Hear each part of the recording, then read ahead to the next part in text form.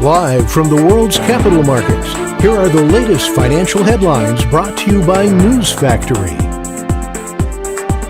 Hello and welcome to Friday's Daily Financial Report. The dollar-yen pair rose 0.3% in the last session, a positive signal, which matches our overall technical analysis. The Bitcoin-dollar pair fell 0.5% in the last session, after gaining as much as 1.6% during the session. The MACD is giving a negative signal. The gold fell 0.4% against the dollar in the last trading session. The CCI indicates an overbought market. The last session saw the oil rise 0.7% against the dollar. The MACD is giving a positive signal. And now let's hear what our chief analyst picked up for us today.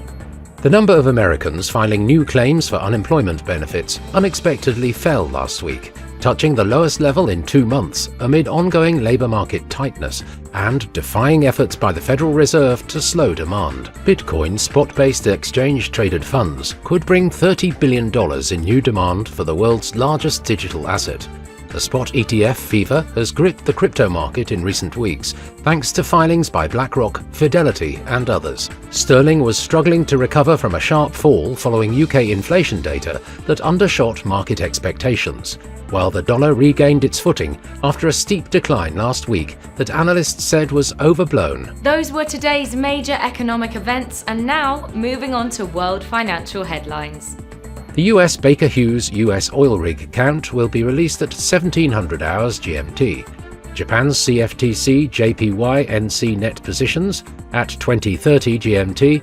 The UK's public sector net borrowing at 0600 hours GMT. The UK's retail sales will be released at 0600 hours GMT. The UK's CFTC GBP NC net positions at 2030 GMT. Canada's retail sales at 12:30 GMT. We hope that you've enjoyed Friday's Market Outlook. On behalf of all of us here, we wish you a productive trading day.